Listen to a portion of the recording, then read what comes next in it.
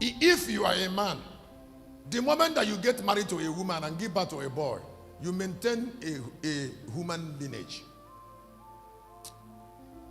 I say you maintain a human lineage, and then you establish a reigning fact that you're not like God and that you will not be.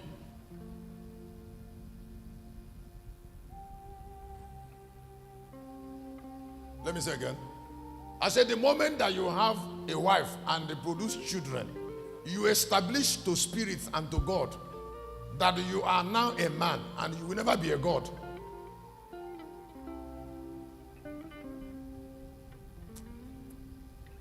From that particular point, they start treating you as a man because you have kept a lineage of men. But when you destroy your lineage and tell God that you don't want a physical continuity in the human realm, they will start considering you.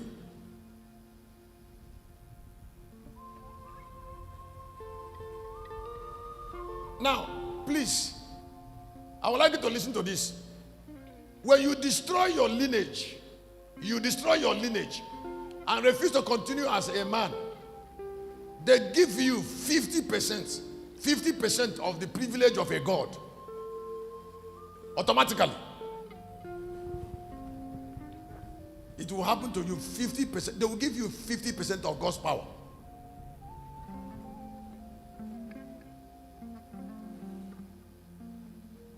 Now, this 50% they will give you will exonerate you from certain things. Number one, there are certain sickness that can't come to you. Number two, there are certain financial pressure you can't go through. Three, there are certain shame you can't go through in life.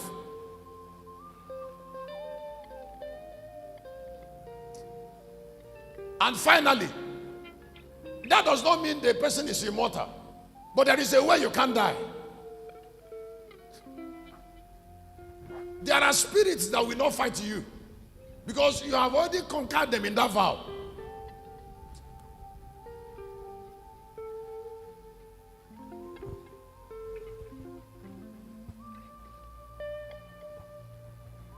So, it is not possible for you to keep lineage of men and want to come to the realm of God.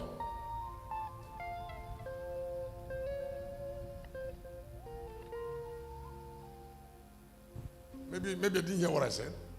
I said it is not possible for you to keep what? You cannot keep lineage of men. You cannot.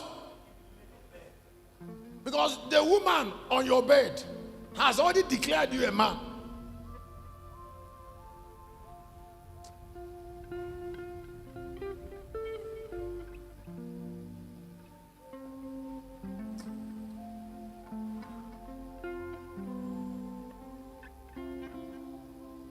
This is the opportunity you have when you crush it. In chapter 7 of the book of Hebrews, he said he is like the Son of God because he is a Melchizedek. I think we should look at it. The Bible says, because he ended the lineage. You don't know what it means for you to end the lineage. There is no price a man that can pay under the sun. That is more powerful than ending a lineage. And there are battles a man that didn't end lineage will never win. If he wants to win it, he should find men that ended their lineage.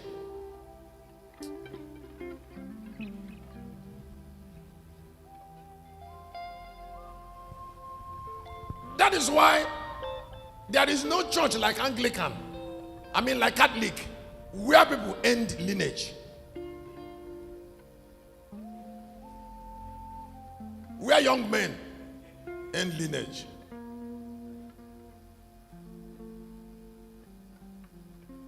A boy grew up, end his lineage, became a reverend father. Another boy grew up, end his lineage. Young men grew up everywhere, ending their lineage. And the Pentecostal pastor, before that 5 years, has given birth to 5 children. Use offering of church to feed his children. And they want to compare himself with somebody that ended his lineage.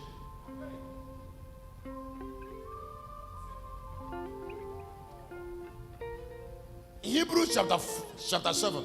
I am technical so that those who are foolish, we know that God does not sleep. I said we know that. No, it doesn't sleep.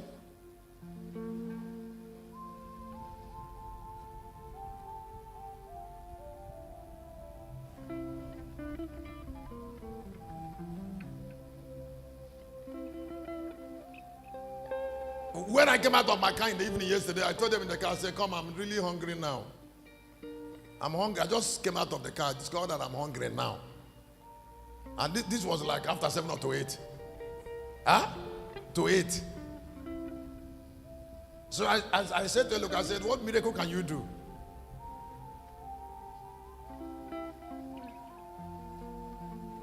And they run around, brought me food.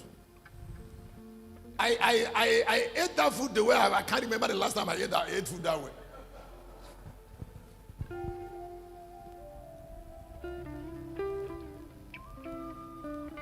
When I was eating the food, I was suspecting it. I said, this is your eating like this. Do you know where it came from? I said, where it came from will not matter.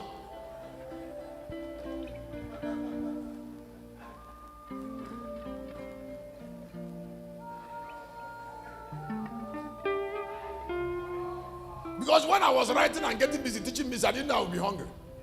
But then Unsha left me. Unsha left me late.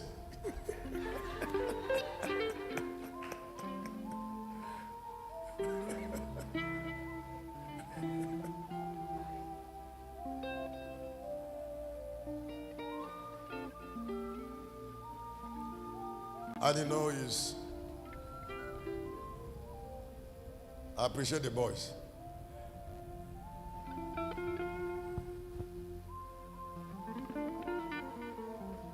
What I'm doing is, when the service ends and you go out and somebody is talking, don't hear some things.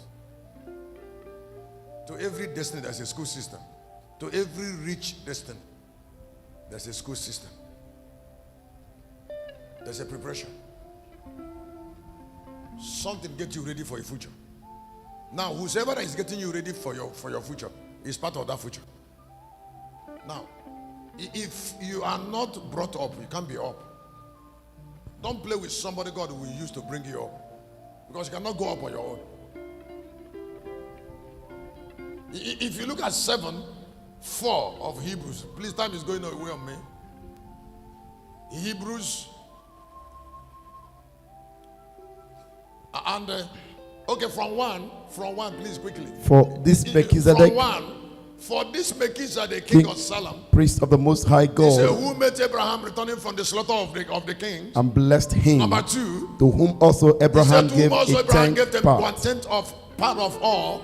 First being by interpretation king of righteousness, and after that also king of Salem, which is king of peace. And without father. How many kings for one man? I say, for how many? How many kings for one man? How many kings? This kingship in verse 2. I would like you to see why it came in verse 3. This 3 way. He is a king of righteousness, king of Salem. Who is doing that? King of Salem and king of peace. One person. And then the Bible said in verse 3, this is why. Without father, without mother, without descent, having neither beginning of days nor end of life, but made like unto the Son of God, abided a priest continually. Now, can you keep it there? The moment that you end your lineage, you deny your father. That's how it happened in the realm of the spirit. The moment that you end your lineage, the human being who called himself your father is removed from fatherhood, and God is positioned.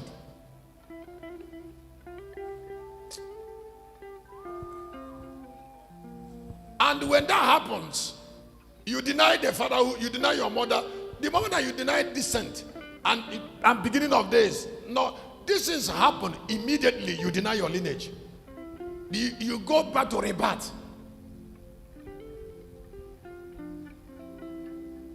Then you become God's property. You abide the priest continuously.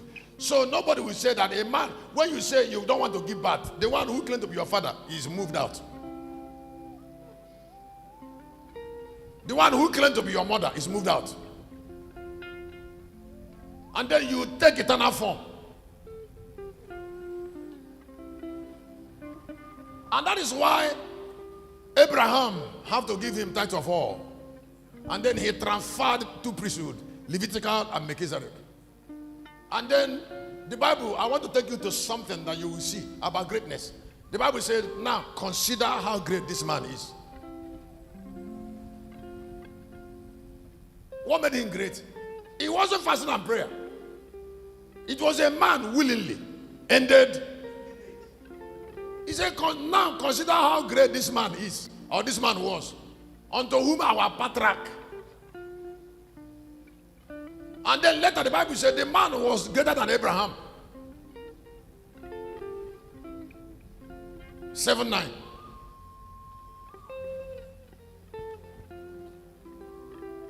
And as I may so say, 7:7. and without all contradiction, the less is blessed of the better. He said without contradiction, that the less Abraham had to be blessed. Excuse me. Please, I would like you to listen. What Abraham gave the man is perishable tithe. And the man transferred everlasting priesthood to Abraham.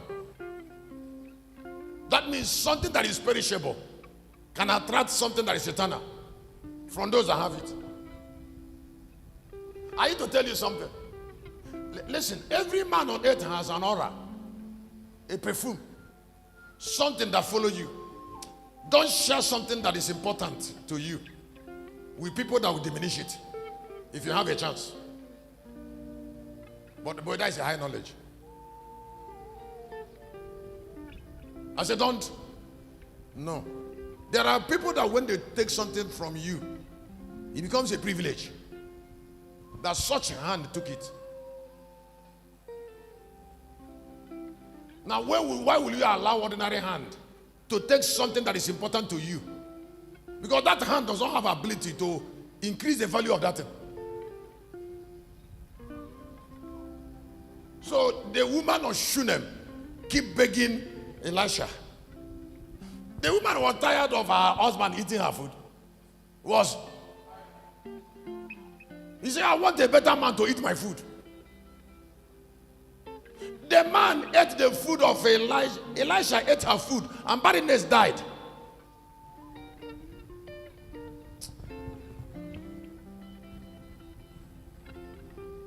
I said, what? Barrenness died. The woman said, I said, Elisha, can you hang around our house? It will take great eyes to see great people and then to do something after they have seen them. Because that is the beginning of change of life. Don't ignore a man who carries your God or somebody who God can use to improve your life and be looking for God. Somebody God can use because he is gracious to improve your life. Wait. The prophet in 2 Kings chapter 4, that the debtors were after his wife and child, was not a prophet.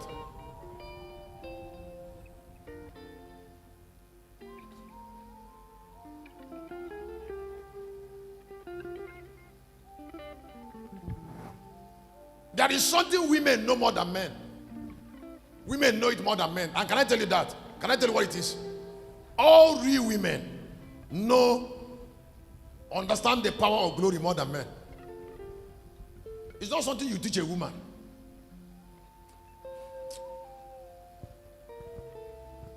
All real women know the importance of glory more than men. Why? It is part of their being to know it. Because they don't survive suffering.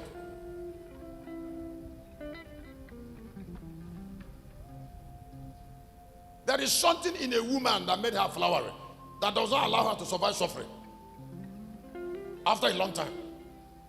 So because she's made that way, she has ability, intuitive ability or instinct.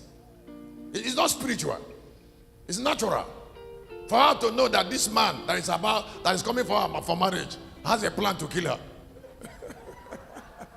It's an instinct.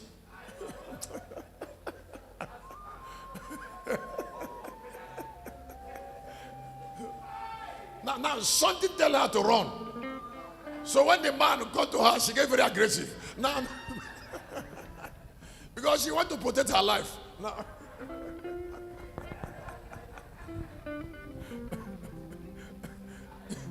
she want to protect her life from an undertaker.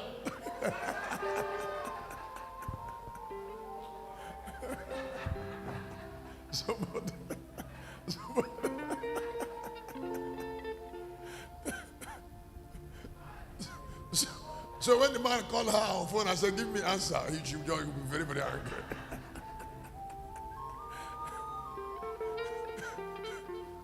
He said maybe the man is a businessman. He said, I'll come to your shop first. My sister did it. Maybe the man is selling fridge and he go there and count the number of fridge in the shop there. She's very, very, the anger will increase.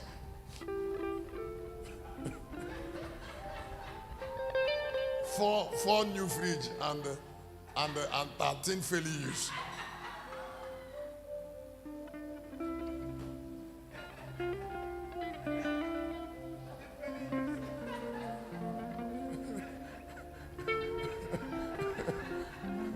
God bless women for that instinct. It's not spiritual. It's not something God put it in them to know that somebody must not take their life.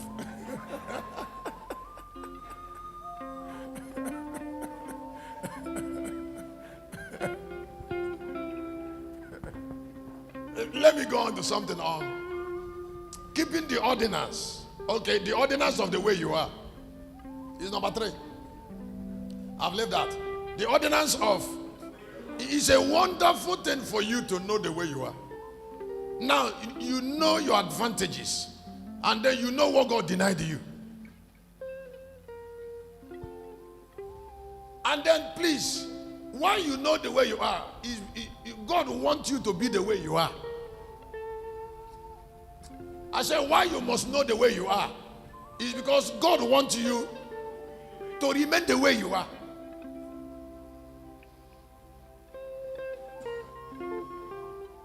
Now you have to remain the way you are before you improve the way you are. You have to remain before you improve.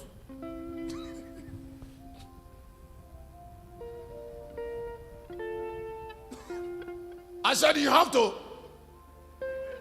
because if you didn't discover the way you are, you will not improve. So remaining the way you are is an ordinance.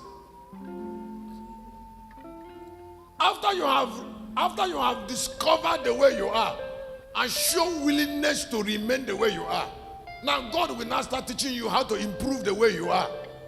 Not the way another person is. Not the way Christian is. And it is ordinance. Why it is ordinance is because it's unchangeable. I say why? It's because it's unchangeable. Now, if you don't know where you are, you can't fit into God's purpose. I say if you don't know the way you are, you cannot fit into God's purpose. So if you look at chapter 22, the last book of the Bible, that one said, if you are holy, remain holy. The angel of judgment wants you to remain holy.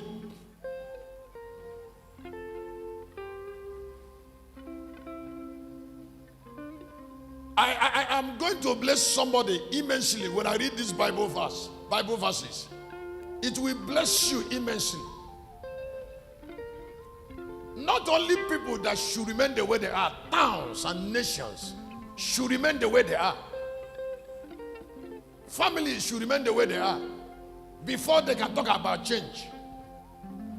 Because there are things that doesn't change because of the way you are. So if you are you, there are things you can't change in the you. Because that is the you. That you can change. So you should know that you.